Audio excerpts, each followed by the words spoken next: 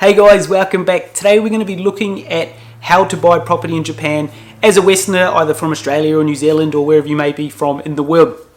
And a few things that you need to be wary of if you're looking at buying property in Japan. In this video we're going to be specifically focusing on buying property within the ski areas across Japan. A lot of Westerners like buying property in Japan, especially close to the ski areas, as they are considerably a lot cheaper than what you would have to pay here back in either Australia or New Zealand or Canada or wherever you may be from. So that's what we're going to be breaking down, some of the key things you may not have thought about or overlooked. That's what we're going to be breaking down in today's video. I have made a couple of videos in the past about our business in Japan, and if you're interested in that, then by all means check those out over there as well. So yeah, definitely check those out. This is my first official video in our shipping container conversion that we've been doing here in Tasmania. So if you wanted to check that out as well, by all means check that out over there. But yeah, with that said, let's jump into today's video. Before we jump into it, guys, if you do get some value from today's video, please consider dropping a like on the video and also consider subscribing if you'd like to see future videos like this. But let's jump straight into it. So anyone can buy property in Japan. There's no rules or regulations around who can't, or you have to marry Japanese or have to be 50% shareholder with someone else like that. Anyone can buy and own property freehold in Japan. There's no sort of strings attached in that regard. And it's fairly straightforward, just like you would buying property in your own home country. Not too much complexity around it, really. So that's the first thing. First thing people are a bit unsure about. It's a bit different if you're buying property in Thailand or Vietnam or something like that, where you do have to be 50% owner with the local or something like that. Japan, there's no strings attached in that regard. It's fairly straightforward. And property is considerably a lot cheaper in Japan than, depending on where you're looking at buying. If you're looking at more Niseko and Hakuba, which are the main sort of hotspots in Japan for buying property closest to the ski areas, then you're going to be paying a premium. But if you start moving out from those sort of main sort of resort towns in Japan, you will find some slightly cheaper properties at a lot cheaper than what you would find actually back in Australia. If you're comparing it to Sydney apartment, let's say, you buy an entire ski lodge in Japan for the same sort of price, so even and still have some change left over, let's say. There's a few things that you've got to be wary of when it comes to commissions as well. Both the buyer and the seller have to pay a percentage to the real estate agent in Japan, and it's anywhere from 3 to 5%. It sort of depends on what the agent wants to charge. So be aware of that, and it's 3 to 5% of the purchase price as well. General rule of thumb is you need about an extra 10% on top of the purchase price, which will cover the real estate agent's fees, the scrivener's fees, the lawyers for changing over the ownership of the property, and also the acquisition tax. You have to pay a one-off acquisition tax, which from memory I think is 3% of the purchase price of the property. So that's something you've got to be wary of as well. And then you've got your yearly rates, which are very similar to what you're paying here in Australia or New Zealand. Our rates for our properties are around 120,000 yen, so if you want to do the conversion on that, works out to be around $1,500–1,600 depending on the currency exchange at the time. So that's something you've got to be wary of as well, as the rates. But other than that, insurance is fairly similar as well. You're going to be paying similar sort of costs as what you pay for insuring your house here in Australia as well. So there's no huge insurance costs there as well. I mean, you can stay up to 90 days in the country without any visa. You can stay on your tourist visa for 90 days as well. It is a little bit tricky buying vehicles and things in Japan. Easy to buy the property, quite tricky buying a vehicle. They haven't streamlined that process yet. You have to either buy it through a company or get some sort of a visa arranged to be able to buy a vehicle, which is quite handy, especially if you're living out in the ski towns. A lot of the public transport's not so good. It's fantastic in the cities, but once you start getting back out to the small sort of rural towns in Japan, public transport is not quite as good. It's easy enough to get to the town, but then once you get at the ski town, wherever that may be, we're based in Myoko, you definitely need a vehicle for getting around and accessing all the great ski areas that are around Myoko. So that's one thing you've got to be wary of as well. I've got a little checklist here, so if you see me darting down and have a look, I'm looking at my checklist to make sure I'm not missing out anything. So you've got the buying a vehicle is quite tricky.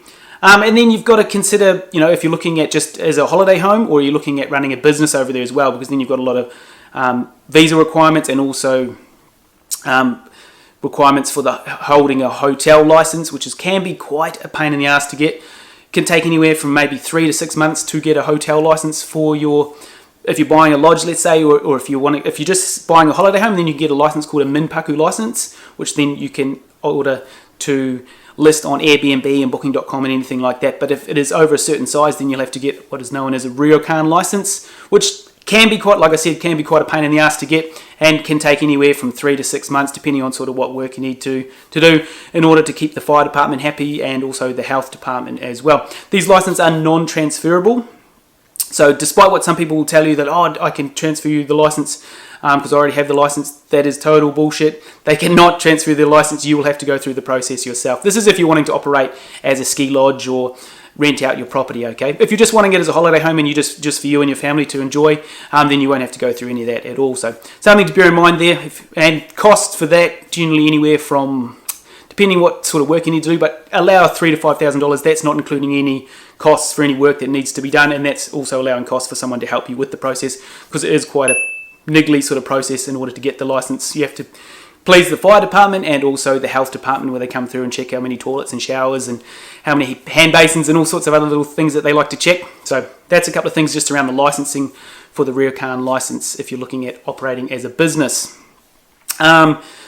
Snow sliding roofs, this is quite a key thing as well. A lot of the older properties, especially the cheaper properties, some of them don't have snow sliding roofs. You want a roof where the snow just slides off. It makes your life a lot easier. It comes winter time, especially in Myoko, you're sort of averaging around that 15 metres of snow a year. So it's something you really want to factor in. You don't want to spend half your season up on the roof just clearing snow or paying someone to clear snow. Snow removal is quite expensive. You're looking at around 10,000 yen an hour. So you do the maths on that. Depends how long it takes someone to clear your roof.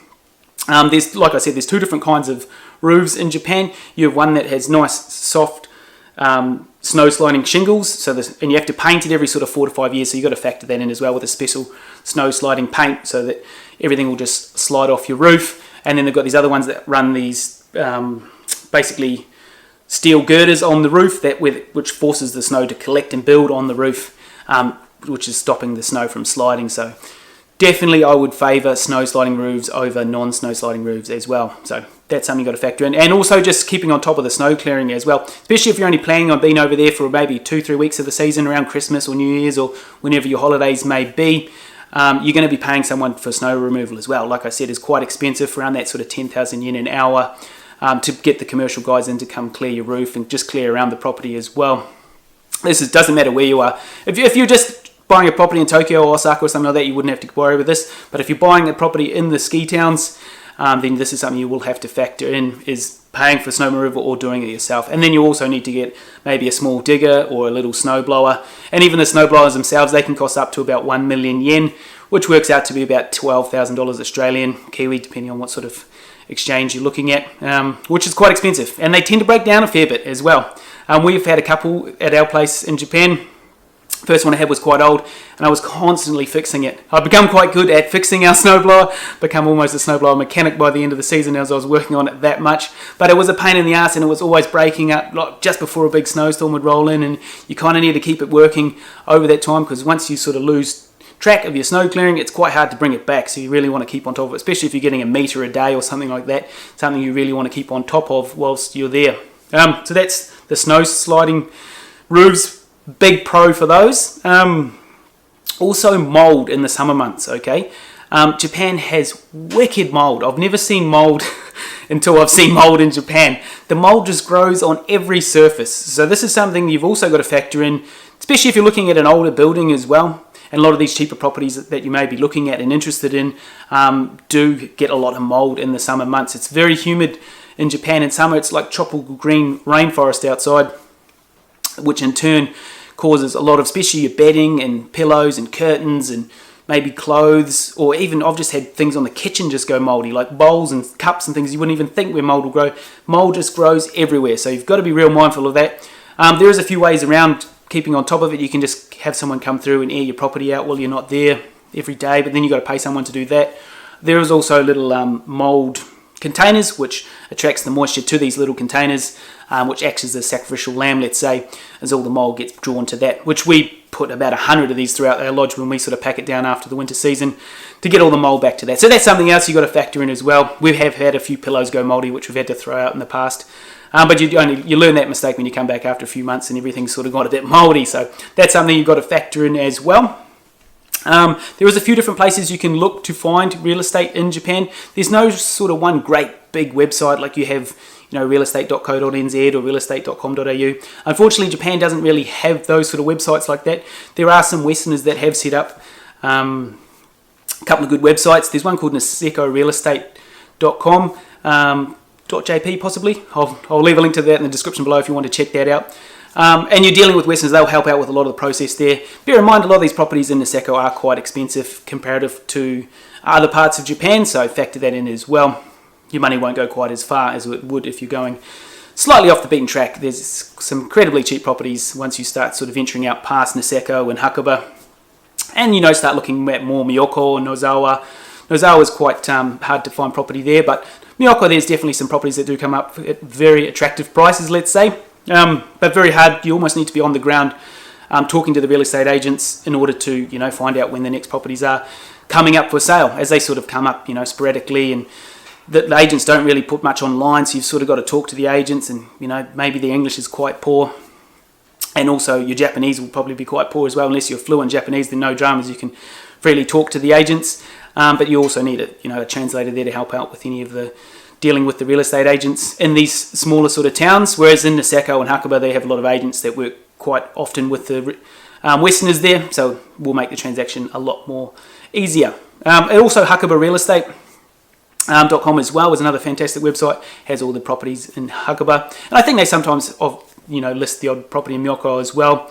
And also there is a couple of Facebook groups out there as well, Myoko Real Estate through Facebook. I'll leave a link in the description below for you to check out that. Some friends of ours have just recently started a Facebook page where they put up the odd property that's coming up for sale in Myoko. So that's one other thing you sort of want to keep tabs on there as well. But it's so much easier if you're there on the ground, and it's so hard at the moment with this whole pandemic we're living through to get back over to Japan to have a look at these properties. The best time of the year to be looking at properties is about now, actually. Sort of anywhere from that sort of April, May, right through till November, December before the snow starts. That's when the general properties are selling. People put their places on the market.